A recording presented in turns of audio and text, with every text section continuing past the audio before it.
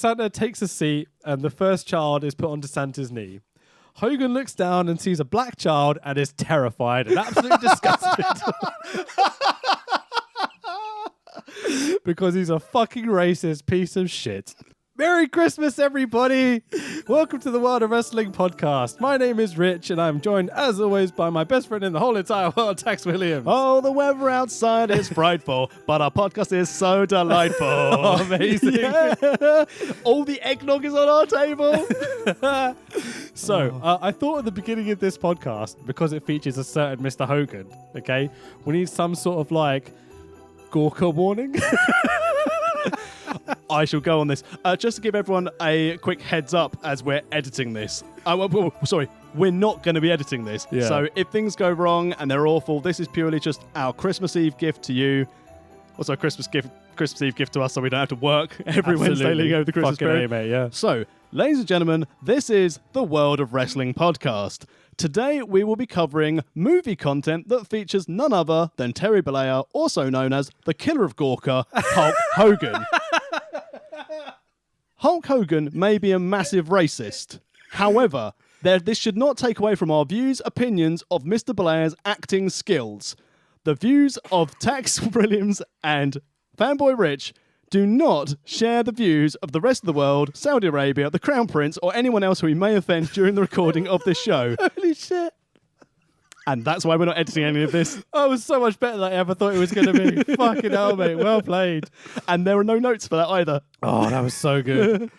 Oh, okay. That's a quotable for the rest of my life, mate. That was fucking incredible. So would you like to tell people what film today we are covering? So, Hit Entertainment Incorporation, in association with Cabin Fever Entertainment Incorporated, whatever, presents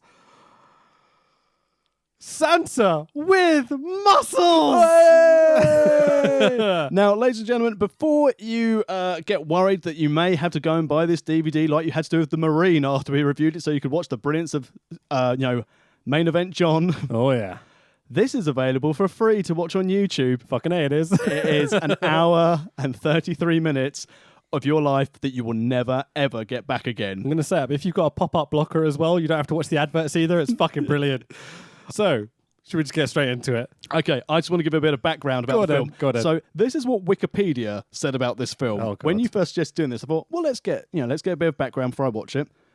Santa with Muscles is a 1996 American Christmas comedy film starring Hulk Hogan. Comedy? And directed by John Merlowski. The film was released for 2 weeks in cinemas. The well-known director, John Ross. 2 weeks. It was panned by critics and considered to be one of the worst films of all time. It's pretty bad. Now, in the box office, considering it only had quite a restricted run, in 1996 it made $220,198, which currency conversion for our UK fans, I looked at the exchange rate today on the 8th of November of 1996 when well this was released, yeah. £133,551. It's not bad. People buy cars for more money than his whole film grossed. This budget, they cost a lot more to make this movie than it made. I can guarantee that. I mean, we've got some banging factions in this movie. Oh my God, it's so good. I love it because it's so terrible. It's why I picked it. Like, we had a few options. We had 4 or 5 different things we were talking about. And I watched all the kind of like the trailers and such. And this is the one I was like, we have to do this. It looks so fucking good. I mean, I watched this as I did with The Marine with my lovely wife. And she left the room. You bastard. I was like, shall we watch a film? She was very excited. I said, it's for the podcast. And her eyes already rolled and a little part of her died forever. Right. My God. So we open on a shot of a Hollywood mansion with air cannons going off. It's lit up even though the lights are off in front of the garden. It's really weird. Men in white coats walk through the front garden, and there seems to be a giant toy pony under a plastic sheet. What the fuck is going on? And at that stage I thought, oh my God, someone's seen CCTV of my house. They ripped off your style. Much like the one used in American Psycho to cover up Patrick Bateman's furniture when he's murdering that dude with the axe. Yes. It's fucking great. And we get a small child reading a letter to Santa as our opening kind of, voiceover or whatever. Yeah. Dear Santa, how are you? I'm not doing so well. There's this really, really bad man named Hulk Hogan. Ebner Frost, who lives up on a hill. Hogan isn't playing Ebner Frost. Whatever, it doesn't matter. Oh, that's what I thought when I first watched it. Yeah. I was just going through my notes as I kind of was thinking stuff out loud. He's got this weird Klansman. I mean, people working for him. I think they're going to do something really, really racist. I mean, bad this Christmas. It's shitty titles covered with snow, with mistletoe and an animated gif of snow. Ladies and gentlemen, today's World of Wrestling Christmas special is the Santa with muscles. A toy Santa says, ho, ho, ho, ho, ho, and a small child sets the scene. We're in Likeville. I #do not like this place. People have been moving away as Mr. Frost is a fucking racist. Even though it's not him, I think it's Hogan at this point. He's being mean to people. So Mr. Frost is being mean to the locals and they're all leaving. As he tries to take away the orphanage. What a bad, bad man. I mean, in fairness, better use for business, knock it down, build up some housing. He's got a fair point. Yeah. Fuck's sake. Our female child, Top Face, is narrating her own letter. A van drags away their Christmas tree and people get very angry.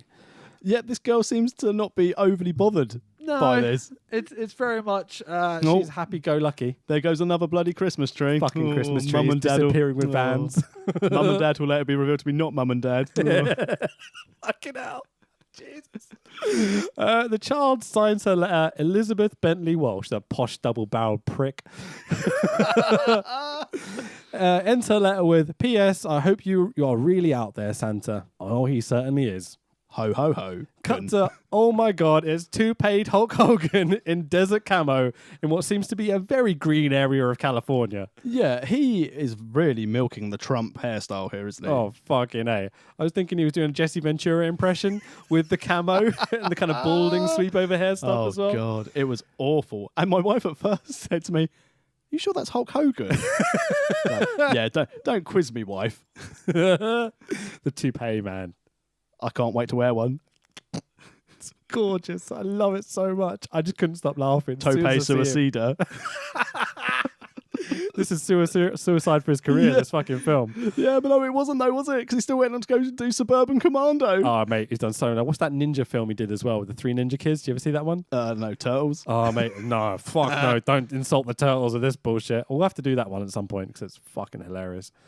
Hogan creeps into someone's house as a man wielding a machete innocently smells some plants and delivers his first classic line after beating him down. Never stop to smell the roses. Wallop. Ah.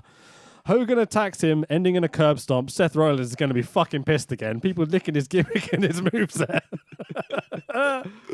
Hogan does more creeping and has a punch up with a chef, a man, a chauffeur, and a gardener. Oh my God, it's sanding! Jesus! A man with a weed whacker comes out and tries to attack Hogan. In fairness, Weed Whacker had some mad skills. He was definitely the most competent of the thugs at this stage.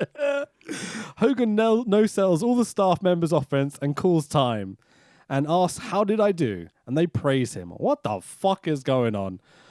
Basically, these are his staff members and this is his house and he's doing some sort of like own house invasion.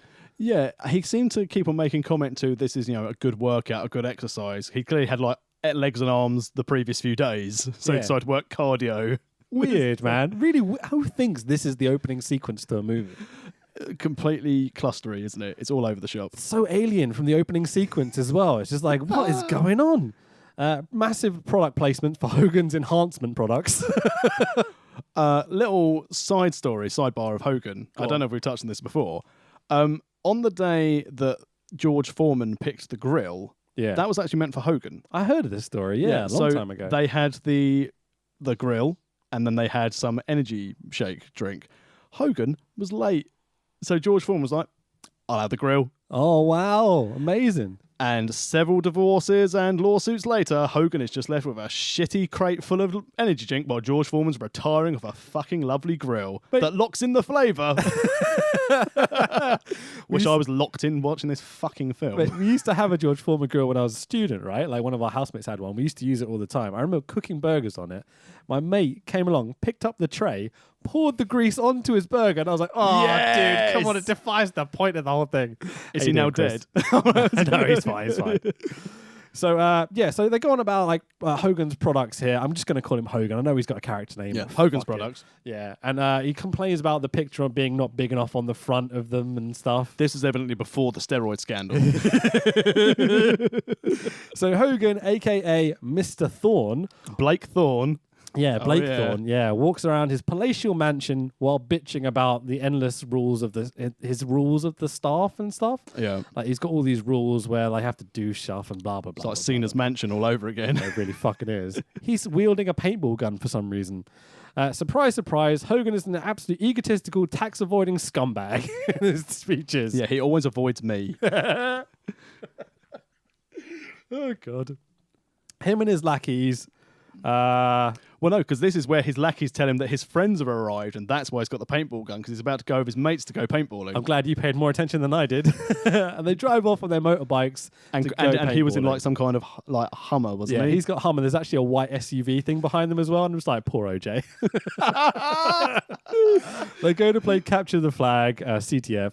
Hogan shoots a man at point blank before the event has begun. What a bad scumbag. What a piece of shit. Notice he shot him with yellow paint. Oh, nice. Brother. Hogan. Should have had yellow in one hand, red in the other. Boom, Hogan colours, yeah. Say your prayers, motherfucker. Drink that milk. Take those vitamins. So a cop... Take those steroids. So as they're driving off to go and do this, a cop is sitting in his car in the desert practicing with his speed camera. As cops do. The cop thinks Hogan is paintball lackeys and are terrorists and calls for backup. I mean, Mohammed Hassan was not available on this day. They are allegedly... hold on, what am I talking about? They are literally next to him as they arrive immediately and the chase is on. What does that mean? I don't know. So basically, the motorbike, which was with Hogan's paintball party, because they basically went off and did Capture the Flag on wheels. Yeah. And then the bikes jump over, well, basically bunny hop off the hood of the I police remember. car. Yeah, okay. So, How can you not remember this quality cinematic Sorry, piece I'm of struggling a gold? little bit. How this didn't win an Oscar, I do not know. as they're driving off, evading the police, Hogan turns around and shoots paintballs at the cops. Shoot this racist cunt, goddammit, policeman! Please kill him! Fucking white privilege, man. I literally have nothing to add to that. Jesus Christ. You shoot at a cop, they've surely got a right to shoot back at this point. Although, again, This is America, for fuck's sake. Shoot the cunt! I'm really happy, though, that it was realistic that like the paintball didn't smash his windscreen. No, absolutely. Just kind of gently rested on his car. Yeah, obviously, that's how it works. In the chase, they drive past a sign saying the North Pole is right ahead in some shitty mall.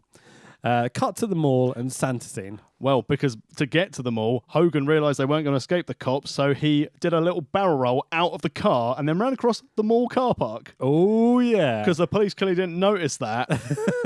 As Hogan's like running at full pace, otherwise known as tortoise slow saunter pace through the car park, running like he'd shit himself. There's a little bit before this, right? So a woman in a power suit asks if anyone has seen Mr. Claus because Santa's disappeared. And the response comes back as, no, but I've got a midget in a clown suit. Dink is over as fuck in this situation. So, yeah, Hogan jumps out of the moving vehicle. He's agile as fuck, apparently. Doesn't get injured or nothing. Cut back to Santa in the mall and the kids chant for Santa. Maybe he's more over in this situation. I don't know. Don't tell Austin. Power suit dickhead bribes the elves to go and find Santa. Cut to the house from the opening sequence, where a man in a white jacket is using medieval torture devices on an old man. Where are the cops now? Is my immediate thought. Like, they're hanging out in the desert. There's cutbacks. Fucking Cutbacks, idiots. Oh, fucking idiots. So I like the fact that when they hung this poor business bloke upside down when they're trying to make him sell his premises to the evil Mr. Frost. That's the one. One of the blokes who had fart gas attached to him looked like Repo Man. We'll get there. So a man on a TV tries to get the old man to sell his shoe store. Is the TV the top heel? Krang? Shredder, fetch me my body. Exactly. Yeah. The TV, I'm just going to call him the TV from now, introduces the stable of villains. An archaeologist, a chemist, and Miss Watt, who's Raiden from Mortal Kombat, basically. She's got the electric going. Who's electrifyingly beautiful. Fucking punerific, mate. She is the most electrifying thing in all of entertainment. Now, you know, later in this movie, there's a certain Asian character. I'm using Asian very widely. Were they in this sequence? No. No. Good. Okay, we'll get to that in a second. Okay, because I wondered whether you'd noticed it and I hadn't. But fuck no. So cut back to Hogan in the corridors of the mall in the back kind of areas, stealing a Santa suit. Hogan is Santa. Fuck racist Santa. What do you want with Christmas, kid? Oh, wait. Hang on. The cop don't see past the Santa suit, and it's disguised as Hogan, obviously. Hogan is disguised as Santa, and the cops don't even tell because they're fucking idiots, apparently. The kids give the game up, and the chase is back on, but on foot this time, rather than in the vehicles. The cops are chasing Hogan. Hogan hides in a rubbish chute where he belongs. And the dumb as fuck cops don't even look behind them in the massive hole in the wall with two hands fucking hanging there. These cops are morons, mate. I think that is literally the purpose of their role. Stupid cops. Yeah, maybe. Yeah. They're fucking useless. There's some horrific shit that happens in this film. Paul Buchanan and the Big Boss Man are fucking awful in this film. So the cop says, I'm not going to let him get away with Santa fraud. Oh yeah, don't worry about the speeding, the not stopping, being chased by multiple cop cars, shooting a paintball gun at a car while in pursuit, and continuing to run for the police. It's Santa fraud that's the big crime that he's committed here. It's Christmas, of course it is. Fucking idiots. A rubbish man, Sabu lobs a model Santa at Hogan. Racist Santa. And praise the good Lord, Hogan sells it. Holy shit. So Hogan's selling in this movie. Only selling I've seen since he even kicked out of Warriors like Splash at 3. Oh, fucking hell. So an elf steals knocked out Hogan's wallet and celebrates in front of him for some reason. Do you know who Elf is? I recognised him from things like Seinfeld and Curb Your Enthusiasm. He was also the chap who played Mila Kunis's character's father for the entire run of that 70s show. It was. Wow. Yeah, cool. Don something, I want to say? Don Stark. Well played, mate. Yeah, very nice. So Hogan wakes up as he took a bump, finally. Yeah, only on some rubbish bags. Didn't actually take it in the ring. He can't remember who he is or what he's doing. The acting is on point. Fuck, it isn't. The elf This is just Hogan not acting. This is Hogan now. What? What's happening? I don't understand. Oh, where's my multi-million-pound lawsuit from Gorka? The elf convinces Hogan that he is legitimately Santa Claus. The elf, go on. Father Christmas. Well, yeah, I'm using Santa because the film's called Santa with Muscles and Americans. Let's just get this right. American people, you may call Father Christmas Santa. I'll allow it. The most will go going forward in this podcast, either Father Christmas or at push, Papa Noel. Okay, I'll take that. Yeah, no worries. Papa Noel Foley. Oh, I totally would. Merry Christmas. Guess what I've got you under the Christmas tree? Not Noel Foley. Oh, shame. The elf drags Santa out to meet his mall audience. First Nitro memories.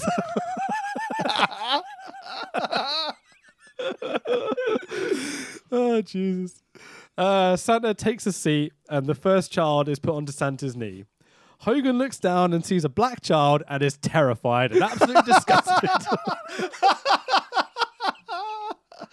Because he's a fucking racist piece of shit. I don't know if you've got the concept of this pod so far, that Hulk Hogan may or may not be, maybe, definitely is, a massive, massive racist. But the main thing is, don't worry about the racism. Just be careful what you say. Just be careful what you say, because you never know who's listening. I mean, you could say all you want, but if no one's listening, then it's all right, and it makes it ethically fine. I remember when you apologise for it. Don't apologise for saying the thing. Apologise for the fact that people heard you say that thing. I'm really sorry I got caught, guys. Oh, hey, Titus. Fucking piece of shit, Hogan. I still really hope one day they go, we're going to do this thing at WrestleMania. We're going to have the New Day and just Hogan and pancakes. Oh, it'd be brilliant to see them flatten Hogan.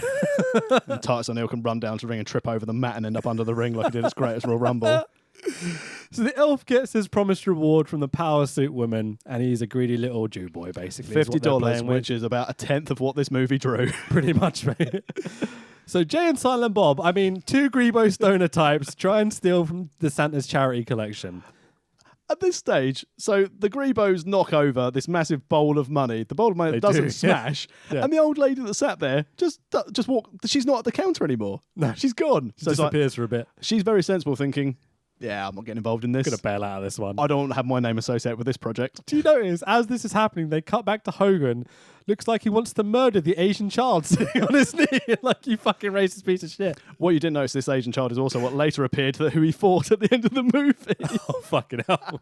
Jesus. Talk about racism. Yeah, Hoganism. fucking hell. Hoganisms. All the white kids that sit on his knee, though, yeah, Hogan's fine with that. No worries. Happy to have conversations with them. The racist cunt. Anyways, the elf uses a cash machine to try and steal Hogan's money, but the thumb scanner on the cash machine won't let him. Ahead of its time. About to say, what futuristic bullshit is this? I don't know. The Grebo Stoner types drop the charity money, as you said earlier, and Hogan confronts them. Run, lads! Hogan doesn't job for anyone!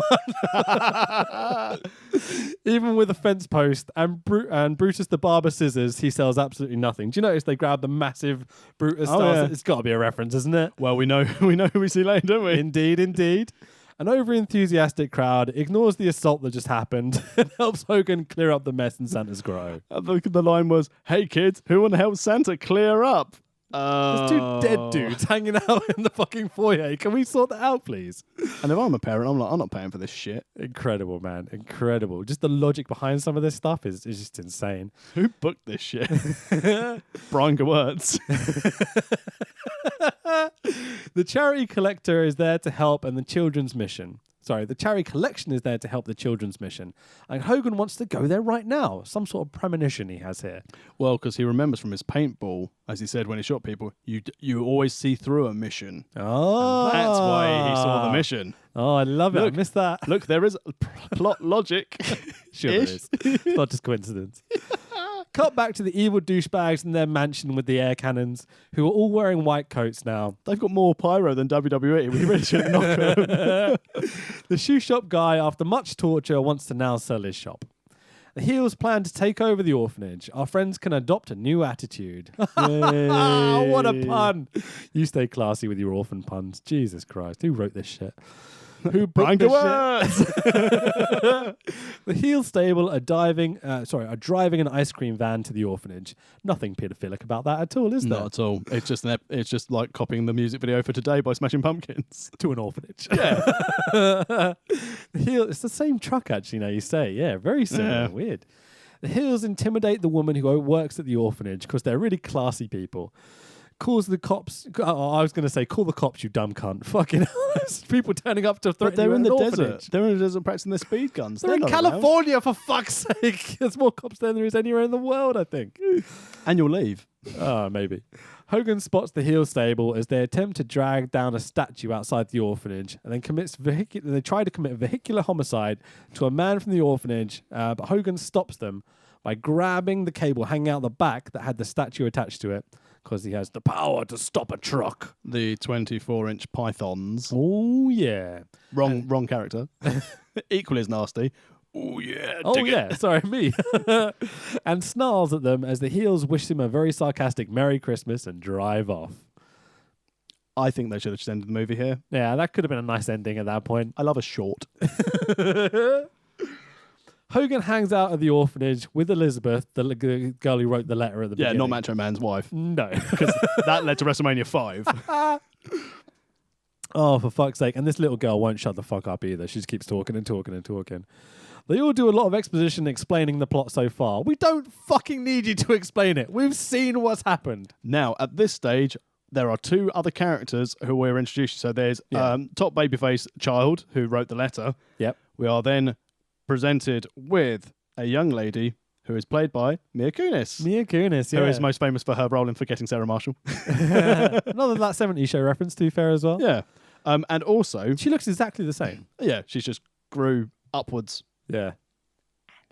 A little bit. And then there's a chap called Adam Wiley who plays the character of Adam the Orphan, I've written in my notes. Okay. And he later became a spokesman for Crayola. Oh, really? The ginger chap? Yeah, the young kid. Yeah, the slingshot. Yeah. I think you're the only person that can read what can say out loud what I've put here because I don't want to insult someone we know.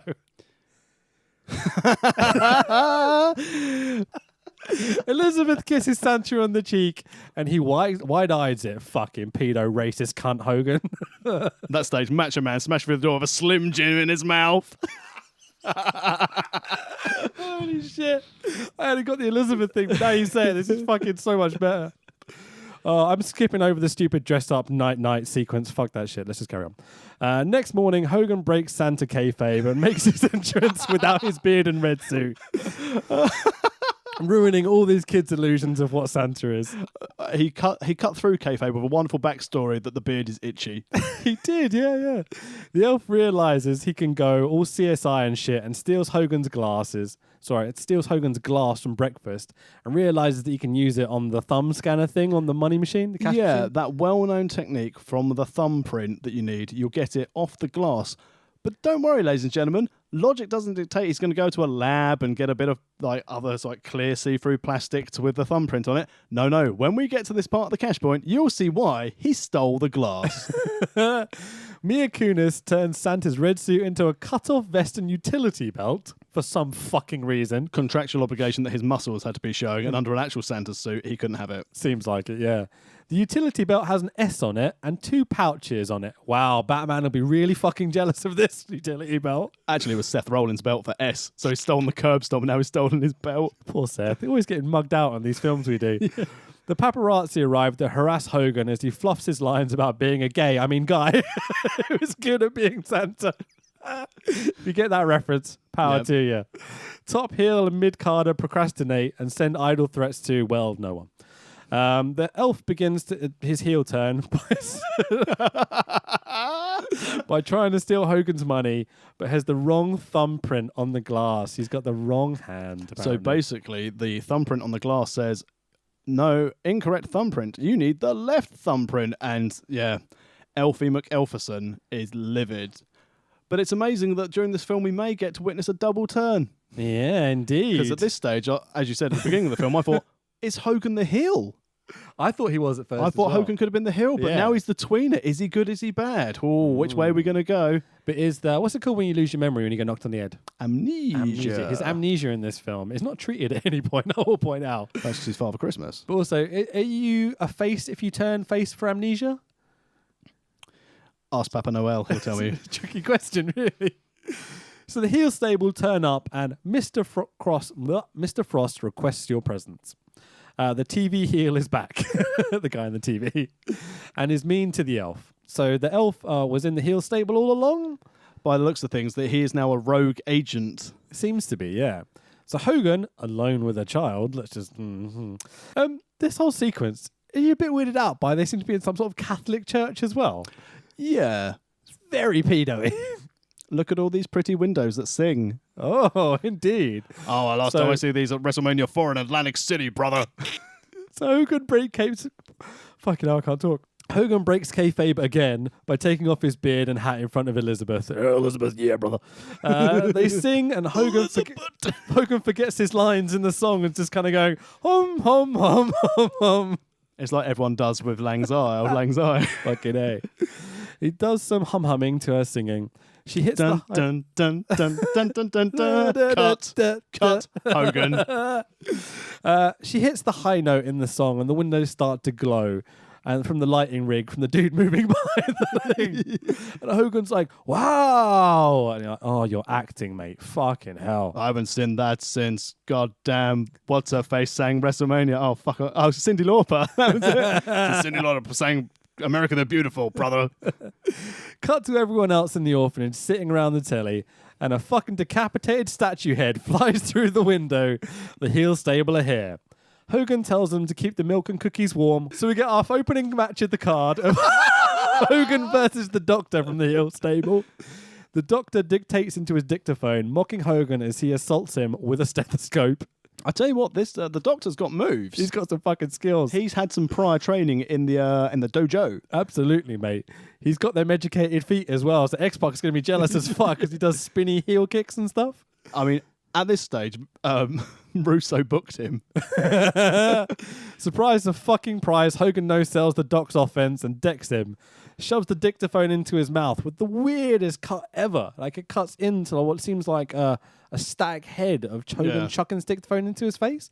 It's like they were meant to have a cutaway and then realised there wasn't a moment, like a second either side of the clip to cut away. Really weird. I don't know why they didn't just literally just shove it in the guy's mouth. Like, I think at this stage, whoever's editing was like, Nothing can save this. No gives a fuck. Just chuck it in, mate. Yeah, it'll be all right. Pretty sure this is only going to get a 3-week cinema run. Oh, wait, it got cut to 2. What sloppy finishes with a 1, 2, 3 as well. A know. dictaphone to the mouth. The referee's back was turned, though, so it was allowed. It's not funny from our ECW series where there are no rules. Fucking hell. So, little ginger child Taylor is his name? Taylor, yeah. I think it is Taylor, sorry, yeah. Looks very upset while everyone else celebrates Hogan's victory. Another little fact about Taylor / Adam Wilde. He is also a magician in real life. Your facts are amazing. Thank you again, my fact-finding mission of Wikipedia. Oh, fucking brilliant. He's also a singer and a presenter. Jeez. Taylor goes missing, but Hogan spots his Walkman on the floor and instantly knows where he is. So a man with memory loss knows exactly where the Heel Stables air cannon mansion is, to start with, and that a little boy would go there from looking at his Walkman on the floor. Where's the logic here? Why didn't you see that, idiot? Hogan sends the elf over the fence and vaults over himself. Fucking hell, Hogan's more agile than I've ever seen him before. It's like a 6-7 foot fence. It's like box jumping practice prior to this. He's been doing CrossFit with Rollins. You're doing this calisthenics is what I feel like. Hogan and his soon-to-be heel manager, the elf, stop someone from using a use a slingshot on the bad. Stops the bad. Oh, I'm dying. Oh, brilliant. Holy shit! I'm pretty sure he doesn't listen to the pod. I almost let it slip. So Taylor doesn't get to use his slingshot on the bad guys because Hogan and the elf stop him. Oh, fucking hell. Hogan explains that he did what he did in self-defense when he fought the bad guys. He's only tough when he needs to be, or when he books himself to be. Hogan loves creative control in this match. In this film, doesn't he? This whole pay-per-view, he's the fucking in every match, it seems like, as well. Hogan, as Hogan observes the bad guys, conveniently, the bad guys begin to discuss their final solution. Wait, isn't that Hogan's thing? The Dungeon of Doom, basically, Sky saying what they're going to do after they booted Hogan out. It's so Dungeon of Doomy, this whole thing. It's brilliant. So we cut back to the orphanage, and it's that 70s show? Yeah. When they go round the table. Yeah, when they're smoking weed. Yeah. They got shot to one of those sequences. And everyone's looking back at the orphanage, discussing what's under the orphanage. Now, I have another wonderful actor fact for you. Go on. The woman, Leslie, in this, so the lady who's in charge of the orphanage, played by Robin Curtis, she was actually in early Star Trek films in 1984 and 1986. Nice. And clearly this film did nothing for her because in 1999 she went on to be in a film called The Sex Monster. Oh, Jesus. Didn't click on what that was at work. Thought I might get fired. Why are you Googling The Sex Monster at work? We might have to do some sort of research later.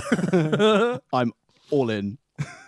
So, all the people go into the catacombs of the orphanage. What fucking orphanage has catacombs underneath it? The square footage of those caves versus what we've seen above ground does not make sense. It doesn't match up, does it? I got out my blueprints of the orphanage and it's full of crap. Holy shit, man. There's a giant vault down here for some fucking reason. And these kids, these orphans, have worked out that there's 3 numbers of the combination to open the vault. Because kids know how to hack vaults, apparently. Well, exactly. But they only know 1 number each. Yeah. Which Weird. is important teamwork. Yeah, teamwork is important. I think you'll agree. Hogan somehow knows the combination to open the rest of the vault. It's Father Christmas, he knows everything. I'm going to say this is never fucking explained either. So we're just going to skip over it and assume Hogan's a genius. He knows who is naughty and nice and twice as racist. As they walk into the vault, Hogan goes, "It's okay, I'll lead," and immediately lets the kids walk in front of him because he's brave Uncle Hogan. Fucking hell. I mean, view South Park movie, Operation... Wait. Get behind the kids. Yeah. Oh, fucking hell. They walk into a room straight out of the Pirates of the Caribbean ride at Disneyland. And there's a vocal overdub explaining why this all makes sense and the windows glow and blah, blah, blah, blah, blah. Blatantly, they forgot to record part of the script. And so Hogan have to dub it. They run out of the budget. It's fucking weird, isn't it? Apparently, Mia Kunis knows that all this shit is worth millions. Well, yeah. Okay, great. There's like some cave with like diamonds and shit in it. I mean, like explosive. Her co-actor may be a spokesman for Crayola, but she's a flipping Mensa member. So a small child, Mia Kunis, knows that these cave crystals have properties and their values and everything. It's fucking ridiculous. Hogan is confused as to why he knew the combination for the vault. Yeah, us too, mate. Fucking hell. The elf explains to Hogan that he isn't Santa Claus for some reason. Why does he drop the kayfabe here? I mean, he's just lost interest in the business. It's like, isn't he meant to be turning heel as well? Did you know that the elf then went and started a podcast revealing the secrets? Did one of them fucking magician things with the black and white striped mask. Exactly. We're like, oh, you can't tell who it is. Yeah. The elf, Lenny, as he's eventually called at this point, gets a call from the top heel, who's the man in the TV at the beginning, Ebner Frost. He tries to reason with him, but the top heel is having none of it. House invasion by the heels. Call the cops for fuck's sake. There's people breaking into the orphanage and they're fucking evil scumbags. They don't want to get involved because if like Gorky, he'll just get sued. Hogan to the rescue. The rematch is on. Part 2 of Hogan versus the Doctor for our second match of the evening. Same fucking match though, a bit weird. Yeah, but then again, Hogan only knows a few moves, doesn't he? It's true. It's like watching him fighting Zeus. He's got to have guys that can work with him as well. He's got a bump, you know. The Doc's missing with the weapon swing this time. Hogan tries to run to the back, but the Doc tries to run to the back, but Hogan is in pursuit. They end up with what seems to be some sort of bell tower with Christmas decorations set up kind of around the bell tower. Did you see this earlier in the orphanage? I didn't notice a bell tower. It was obviously on the square footage map of the catacombs and the orphanage that I missed. There was a tower, a block of the top of the orphanage, but it was certainly not a bell tower with a Father Christmas in the top of it. Yeah, really weird. Doc threatens to chuck Hogan off of the balcony. Balcony reference? You see that? Oh, yeah. But Hogan gets the shitty upper hand. What? That's not what I meant to say. Hogan gets the upper hand and dominates the dude. A mechanical Santa then pushes Hogan off of the bell tower. It was the anonymous Raw GM. Do you reckon that's when it was like doing this? Where does this come from? I feel like they had the mechanical Santa knock Hogan off, and then we're going to cut to like the evil villains, like with a remote control, controlling the evil Santa or something. But there's no reason for why they would have a mechanical Santa. It was just a rotating Santa. Is that what it was? Just a rotating Santa, and Hogan was just in the wrong place at the wrong time, and despite having the strength to be able to throw people over a fucking 10-foot high gate, cannot push away a robot Santa that pushes him off a fucking church tower, which was not on the orphanage in the first place. This thing like barely reaches his hip, but when he's pushing him, it's like, I think it nudges his leg maybe, so it must be like 4 or 5 foot tall. In fairness, he sold it like a champ. He does, finally. Hogan sells something. Hogan falls off the bell tower, lands in a massive rubbish truck, and sees his merch next to him and recognizes it and goes, oh, the picture's still not big enough. Fade back up to Hogan waking up in his palatial mansion that we saw earlier. He calls Santa a bonehead. Yeah, we agree. You are a bonehead. Then he gets up dressed as Santa. Hogan tries to call the orphanage, but the heels intercept the call and use the old dictaphone of the orphanage woman being mean to convince Hogan that he isn't needed. So they've recorded dickhead woman, saying horrible things to the bad guys. The sex monster. Indeed. And playing it back to Hogan. So he's like, oh, they don't want me anymore. What a shame. Sad music, sad face. Fade to black again. Oh. Fade up to disappointed orphans. The staff and the elf still at the orphanage. Why the fuck is the elf still at the orphanage? He's completing his face turn. It's so weird. Female Raiden then blasts open the doors. Joey Styles screams out, "Get fired!" I also think, is this how electricity works? Does it blast open doors when you electrify it? Yeah, obviously. Of course it does. Yeah, definitely. This is how it works. Haven't you ever used your superhuman electrical skills to open a door? Bell end. So we get house invasion number 2. Please call the fucking cops. It's not. It's in your house. The top heel makes his entrance finally in a hazmat suit. So hypochondriac? It was me all along, Hogan. Fucking brilliant. They drag the kids and the orphanage staff and the elf into the catacombs of the orphanage because, catacombs are in orphanages, obviously. The kid no-sells the top heel's attempt to get them to open the vault. They proper sandbag him at this point. Top heel sells the elf down the river. Never trust a heel, you dickhead. Nice booking, the old switcheroo here. Yep. So top heel's like, the elf was in on it all along, and everyone's like, oh, god damn it, elf. What's wrong with you? Bloody love the dusty finish. Proper switchy. Cut to the depressed Hogan in his palatial mansion again. Why don't you use your millions of dollars to maybe help some way in purchasing the orphanage, for example? Fucking dickhead. So Hogan gets a call from the elf, who's hiding in the kitchen from the bad guys. He's just managed to escape. No one noticed him leave, apparently. And how, more importantly, just throw it out there. Go on. Now, I understand if Father Christmas, big racist Hogan, magically, he opened the vaults, he might be able to guess a number. Yeah. How did the elf get Hogan's number? That's a fair point. Yeah. Well, I mean, another big fucking giant plot hole. I was going to say, this movie hasn't plot had holes. any potholes. So, the bad guys see the elf with the phone, steal the phone off of him, and insult Hogan as he threatens to introduce him to Lefty and Righty. Tyler Bate wants his gimmick back. I was thinking Hogan's definitely more righty than lefty. And at this point, I noticed, oh my God, the guy holding the elf back is Brutus the fucking barber. Ed Leslie making his wonderful, as he's credited in the film. Do you know what his character's called in the film credits? Sumo lab assistant. Jesus Christ, this is the most racist thing of this movie, full of racist bullshit at the beginning. Oh, brilliant. Describe it. I mean, basically, Ed Leslie, Brutus the fucking barber beefcake,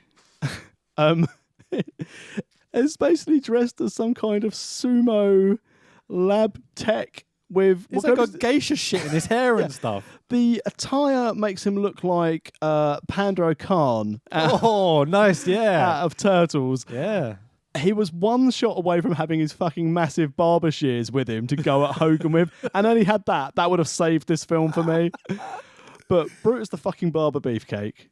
I mean, Hogan's hang along for so many years. I know. The lackey got a role, man. Like, he probably got paid for this pretty decently as well, you'd imagine. Who would have thought that Brutus Beefcake would be the star of the show? This made this film for me. Just seeing him, I was like, oh, this is fucking awesome. This is the point where I measured went, oh, there's an interesting cameo. Yeah, I assume that's... I wonder whether it was Mia Kunis or Brutus that you'd spotted. Yeah. Mia Kunis does nothing for me. It's all about Beefcake. Yeah, fucking A. The disciple. Hogan gets angry with the heels and crushes his mobile phone. What a waste of money. Rises to his feet. AT&T will be fucking livid. He rises to his feet and the camera actually follows him here. There's actually a nice tracking shot. Like, oh, getting fancy. That's where the budget went. Crane. And he addresses his staff from earlier in the film that he was attacking. Gentlemen, we have a mission. Brutus does, what? Hang on, what? Oh, yeah, Brutus does an Uncle Phil to the elf. He chucks him out with Jazzy Jeff. Fresh Prince of Bel-Air reference in case there's any people under 18 watching listening to this. Cut back to Hogan and he's mustering his staff stable, kind of getting them ready, and they're off in their Hummer. Cut back to the heels, drilling into the vault, and Brutus gets his one line of the movie in. In fairness, he paid it off better than Batista and Spectre, who went, shit! And the thing is, he manages to say, in a massively racist Asian impression. Like, I shall try and embrace my inner Hogan. Try it, see if you could do this.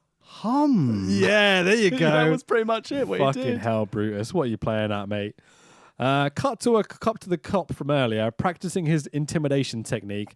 Sounds accurate for cops in California, to be totally honest. I'm not sure they're the nicest people in the world. When was this film? 1996. So post riots, because Yes. riots were 92. Yes. Yeah, poor Rodney King. But I'm sure this cop was involved. Poor Rodney Mack. Don't back the Mac. Jesus. Hogan's face stable attempt to lose the cops by home aloning the cop car as they get surrounded. But they get surrounded, sorry. They tend to do all sorts of silly pranks and stuff. This is by the time I started giving up on this movie, if I'm totally honest. You know what's going to happen. What, now? So the weirdest thing in the whole fucking film happens is the cops get out a fucking bazooka for the second film we've seen in a row. Consistent booking. We always complain on the pods about the need for consistent booking. We've got it. Where did the bazooka come from?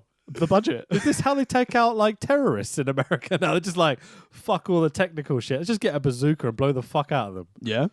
Hogan no-sells the bazooka and drives right at the cops, escaping as the rocket hits the cop car from earlier. And which one of you turkeys are responsible for this? Christmas hilarity, yeah. The face stable arrive at the orphanage and trick their way in by electrocuting a doorknob, essentially electrocuting one of the heel stable's henchmen, probably killing him. But it's Christmas, so we don't worry about that. Absolutely. And they're good guys, so they can kill bad guys. It's fine. Hogan wrecks another henchman with a door and recruits the kids into his stable. Coney 2018, boy. Recruiting kid warriors, piece of shit. Hogan and the kids wreck the gas man jobber from the heel stable. Infecting him with his own gas. Repo Man got repossessed by his own arse scent. That's the one, man. Rick Martel's arrogance just going right into his bodysuit. They blow him up like the... Michelin Man. Yeah, from earlier, yeah. God, Rick Martel reference. Well played, man. It's a shame they gave him a handicap match, though. Would have liked to see a one-on-one.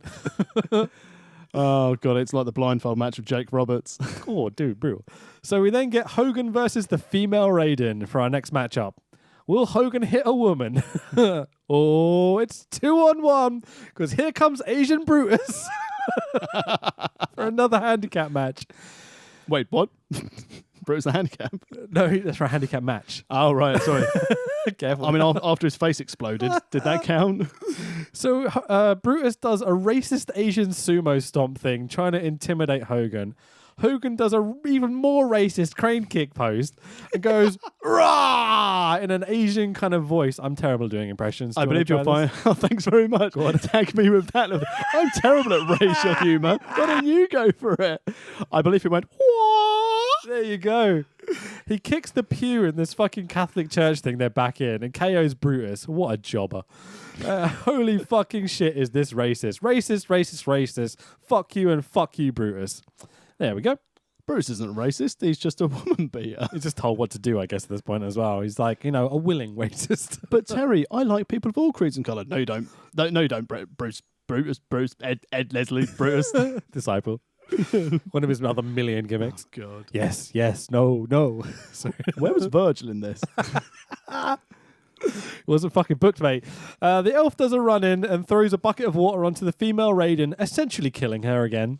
Yeah, awesome. But the face turns complete. Yeah, fucking face is allowed to murder people. Yeah, what do you call this? A double switcheroo, maybe? Yeah. Well, whatever. Yeah, double turn. And he's just laughing and smiling as he murders this, fairly innocent woman, I guess we could say. She doesn't do much into this point, apart from she's busted down some doors. Yeah, exactly. Can you imagine the maintenance charges for that? No one's going to come out and fix that before Christmas. Fucking A, bro. He says some shitty line, blah, blah, blah. Let's move on.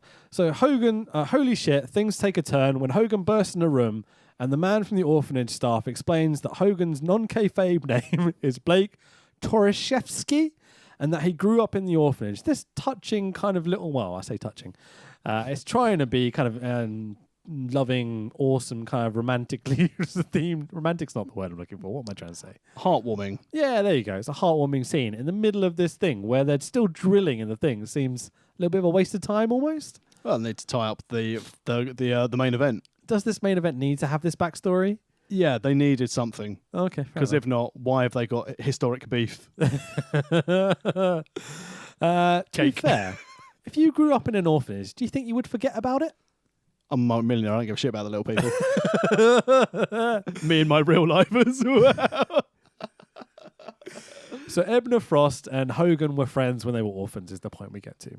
So we get into the doctor versus the woman from the orphanage who, can you remember her name? The sex monster. There we go. Sex monster woman. It's like from a Southpaw Professional, the sea creature. It's been replaced with the sex monster. The doctor and the sex monster flirt as the kids do another run-in. Fucking run-ins endlessly in this match. The interference is unbelievable. The bloody Mean Street posse. She turns on the doctor, getting all sexy-like. And then... in front of the kids. I almost slipped again there. The child trips the doctor into the freezer. Again, essentially a slow death now in a freezer. Freezing him. I will put this out there as a man who once worked in a fast food establishment with a walk-in freezer. They always, by law, maybe different in America, have to have the emergency escape button. So while he probably was quite dim and didn't realise, maybe he's red, green colourblind, Mr. like Dr. Hill, and he couldn't see the massive red button to get out. He's illiterate. He can't read that it says emergency exit. He's just like, oh, it's a nice button on the wall, isn't it? C. So next up, we've got Hogan versus the top heel, Ebner Frost. In a what kind of match? Oh, go on. In a glow stick on a pole match.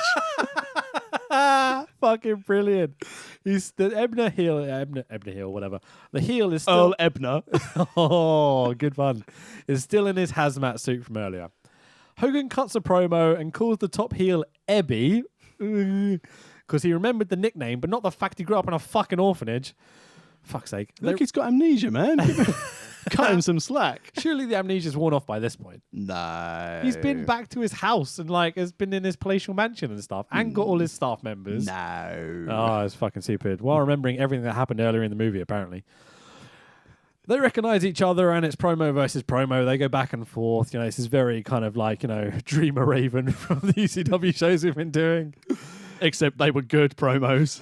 Yeah, fucking A. So the vault is finally opened and everyone in as they fuck up the telecoms expert who's done the actual opening of the thing from the heel faction. More endless promos. Ebby declares that Hogan was off spending daddy and mummy's millions. So he's an orphan who had millionaire parents. What is this? My speculation of this, in an attempt to try and make logic of this, is that his parents gave him away and they must have died and he inherited a lot of money, or he invented Hulkamania. So he's Batman. Yeah, pretty much. That's essentially what they've gone with. What movie can we rip off? Fucking hell. That's why he had the belt. Oh, the utility belt. It's all making sense now. This is shittiest Batman movie ever. The Batmobile was the shitty Hummer. And all the gimmick villains as well. It's like Flash Morgan West's finished the shitty Destino. the shitty Hummer. The shitmobile. Fucking brilliant. Hogan ducks another shot, and this time with a stagnite shot to the main event. What do you call them? The glow sticks? Glow sticks. That is funnier. And then they have a glow stick duel, kind of very lightsabery. I'm expecting someone just to go as they're doing it. Fucked off at this film at this stage I am.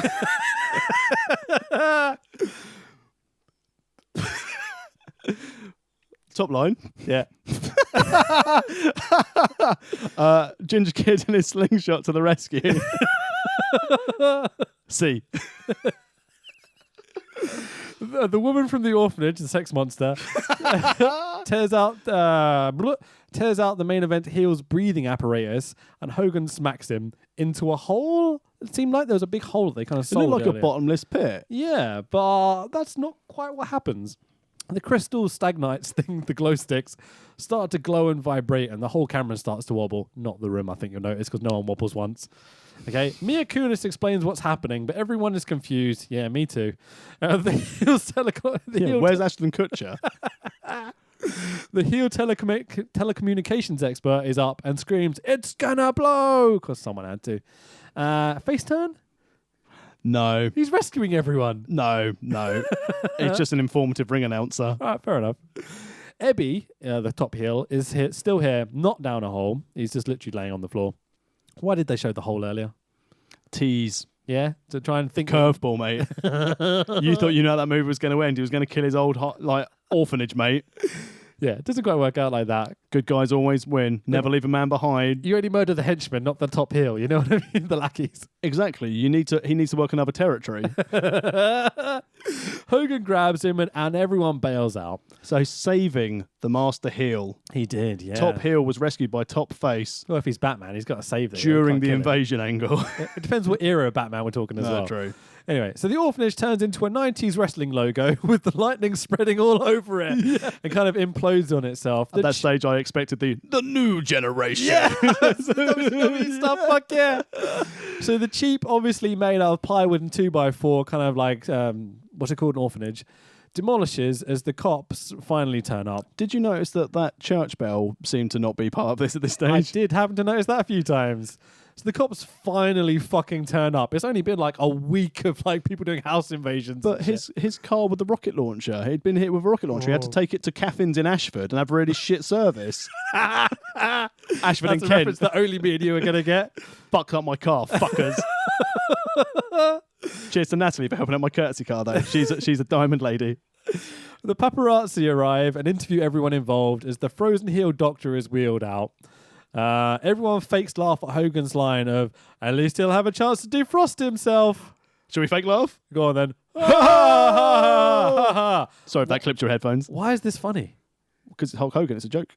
At least he'll have a chance to defrost himself. Because Ebner Frost? Yeah. But that's not Ebner Frost. That is Ebner Frost. No, it's not. That's the heel doctor. Oh, Hill Doctor. Yeah, it was. Yeah, it wasn't Ebner Frost that gets frozen in. Because he'd been in the walk-in freezer. Yeah. Yeah. This line makes absolutely fuck all sense. But maybe no. Like the rest of the movie. Consistency. The heels are carried away, the faces laugh, and Hogan gloats and wishes Ebner a Merry Christmas because he's a terrible winner, as we all know. It's a terrible loser as well. See Ultimate Warriors coming at a torch passing party at WrestleMania 6. He hasn't jobbed once in this fucking movie either. Not at all. No, he literally has been in no moderate peril at all. Not at all. Not in the slightest. Hogan takes in all the orphans and the staff because the orphanage has been demolished. They have a telescope to laugh and gloat at the heels in the prison who are doing litter picking. What the fuck? So weird. And also, I'm just going to throw out there, if you're a multi-millionaire, if it's actually at his base, why the hell would you buy your multi-millionaire palatial mansion next to a prison? Yeah. Second of all, if you've got an orphanage next to a prison, probably a bad idea. I thought about it. Just going to throw it out there, there's probably some very not great characters in there to be surrounded by young, impressionable children. It's probably not going to work, is it? And Hogan stands there in his palatial mansion with his hundreds of kids that weren't in the movie earlier, okay, going, ho, ho, ho, and everyone lives happily ever after, you massive racist piece of shit, Hulk Hogan. So, I think we both really enjoyed that film. What's your cornflake rating? Mate, 10 stars, 5 stars. How many snowflakes? Because it's a Christmas edition. Oh, fuck's sake. In terms of comedy, it's easily a 5, but it's like -5 snarl. Mate, -5 snowflakes. The worst thing is, this made The Marine look like a passable film. Absolutely, mate. I will say, The Marine had like 3 plot moments. Yeah. There's John Cena arrives. And takes out the entire Taliban. Yeah. Well, that's not really a plot moment. That's just an establishing moment. You know what I mean? True. Really, it's heels take the diamonds. John tries to stop them. The end sequence. Well, he'll take the girl as well. Yeah, but that's kind of part of the whole diamond sequence. It's like there's one chase in the middle and that's it. There's like 3 things that happen. This film was cutting back and forth constantly. Keeping you on your toes. It was trying to be like that John Hughes kind of Home Alone, Breakfast Club, sort of like we've got a million different things all happening, keep you on your toes sort of stuff. This movie would have been made better had there been a paint pot thrown down the stairs. Oh, absolutely. Or yeah. some drawing pins or some nails put on some like tar on some stairs. Fucking A. But it makes it incredibly convoluted and confusing and stupid. There's way too much going on. And the reason I have like 8 pages of notes is because there was so much happening in this film. They could have just really cut down a lot of the stuff to make it more logical. But why would you? It's fucking hilarious. So as we said at the start of the pod, this movie is available on YouTube. If you just search for Santa with Muscles, if you want to watch this monstrosity, because you know this is coming to you Christmas Eve, what a great way to sit down with your friends and your family, get yourself, crack open a drink, get the Pringles out, or other products are available. Please sponsor us, Pringles. And witness this monstrosity that you've probably never watched before. Absolutely, man. Right, find us on the internet at World of Wrestling Podcast. You can actually get our numbered podcast where we review wrestling shows, and we do these kind of bonuses every now and again. In roughly a week from now, so on the 30th of December, we will be releasing the Super Quiz Cup podcast. So, we have made reference to some of the teams before, but this episode of the Super Quiz Cup is hosted by Rich, and we have 3 teams of 2. Team 1, close personal friends, which is myself and Coach Wicked, Mr. Wicked, who's been on the pod before. Owner of SCPW. We have also been joined by a team of Wrestle Friends, which is writer for Pro Wrestling Post Mark Blake and trainee wrestler Silas Roth at SCPW. Absolutely. Then we have Team... I can't even remember what their team name was. Body Slam. Team Body Slam, following on from an in-joke from an SCPW snapshot taping. We have the former Hustle and Heart champion, Just Invincible, tagging with his long-term rival. And they put their rivalry to one side for this show. The Made So Massive. The Made So Massive, Luke Vega. They certainly weren't booked purely because of the proximity they live together. But, check it out. Check out the archive. You can find me on Twitter and Instagram at @TheTexWilliams. I probably won't be overly active over Christmas because I'll be spending time with my family. I will be active over this Christmas because I will be spending time with my family.